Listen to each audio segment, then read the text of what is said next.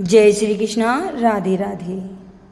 आप सभी को भाद्रपद माह के कृष्ण पक्ष में आने वाली एकादशी की हार्दिक शुभकामनाएं।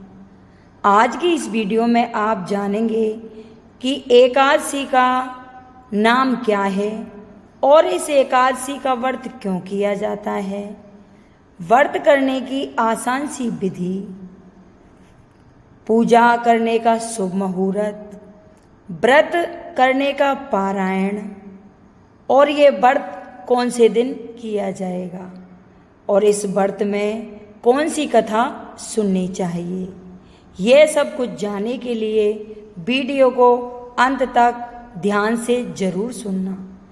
एकादशी का व्रत हिंदू धर्म में सबसे श्रेष्ठ माना गया है। एकादशी का व्रत श्री हरि विष्णु को समर्पित है, जो कि तीनों लोगों के पालन करता है। जो भी इस एकादशी का व्रत करते हैं उन्हें भगवान विष्णु का विशेष रूप से आशीर्वाद प्राप्त होता है। भाद्रपद माह में आने वाली एकादशी को अजा एकादशी के नाम से जाना जाता है। मान्यता के अनुसार अजा एकादशी के दिन व्रत रखकर बड़े ही श्रद्धा भाव से भगवान श्री हरि विष्णु और माता लक्ष्मी की पूजा अर्चना करने से समस्त पापों का नाश होता है। यह एकादशी अश्वमेघ यज्ञ का फल देने वाली होती है। एकादशी के दिन व्रत उपवास रखकर रात्रि को जागरण करके श्री हरि विष्णु का पूजन अर्चना करके ध्यान करना चाहिए। अजा एकादशी का व्रत भाद्रपद माह की कृष्ण पक्ष की एकादशी को रखा जाता है। इस व्रत को करने वाले जातक सभी कष्टों से मुक्ति पा जाते हैं और भगवान विष्णु और माता लक्ष्मी का आशीर्वाद सदा उन पर बना रहता है। इस व्रत को करने से सुख शांति प्रदान होती है तथा सभी कष्टों से मुक्ति मिलती है। अजा एकादशी के दिन भगवान श्री हरि विष्णु के केशव रूप की पूजा की जाती है, जिससे कभी भी व्रत रखने वाले को शारीरिक, मानसिक या अन्य किसी प्रकार के कष्ट नहीं मिलते। यह व्रत ज़्यादातर महिलाओं द्वारा किया जाता है। इसका महत्व यह है कि इस व्रत को करने से पुत्र रत्न की प्राप्ति होती है। व्रत को रखने से माताओं को सुख मिलता है और पुत्र पर कोई भी व्याधि तथा कष्ट आता है तो उसका निवारण हो जाता है। अगर किसी महिला को संतान की प्राप्ति नहीं हो रही है तो उन्हें ये व्रत जरूर करना चाहिए। इस व्रत को करने से पुत्र प्राप्ति के साथ साथ पुत्रों पर कोई भी कष्ट हो वो समाप्त हो जाता है। इस साल 2024 में अजा एकादशी का व्रत 29 अगस्त गुरुवार को रखा जाएगा। अजा एकादशी का व्रत उदिता तिथि को मान्य होता है, इसलिए अजा एकादशी 29 अगस्त को 2024 में मनाई जाएगी। भाद्रपद कृष्ण पक्ष की एकादशी तिथि शुरू हो रही है 29 अगस्त 2024 को प्रातः 1:19 से और इसका समापन है 30 अगस्त 2024 प्रातः 1:31 पर और पूजा का शुभ मुहूर्त रहेगा सुबह 6:06 से सुबह 10:53 तक।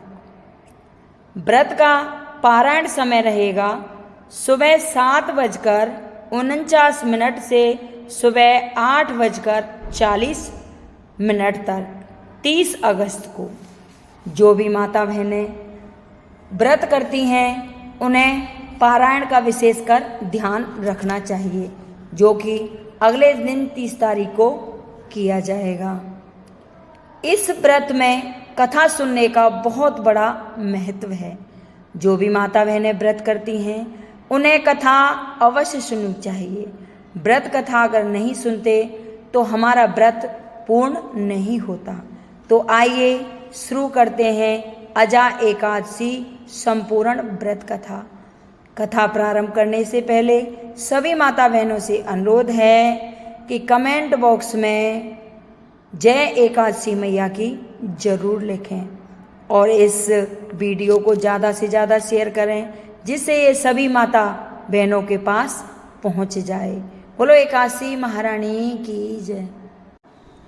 कुंती पुत्र युधिष्ठिर बोले कि हे जनार्दन, अब आप मुझे भाद्रपद माह के कृष्ण पक्ष की एकादशी के बारे में बतलाइए।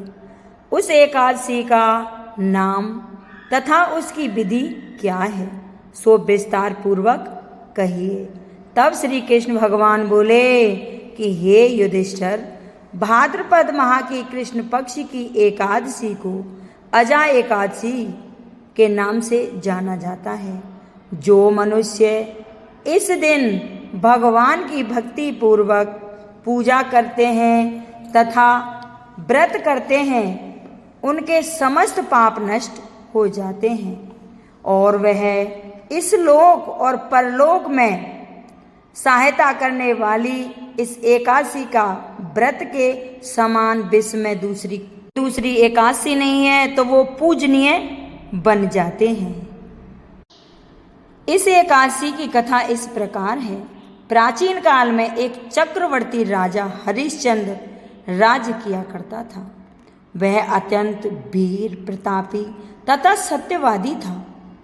उसने किसी अज्ञात कर्म तथा प्रतिज्ञा से राज्य को त्याग दिया और अपने स्त्री तथा पुत्र को बेच डाला।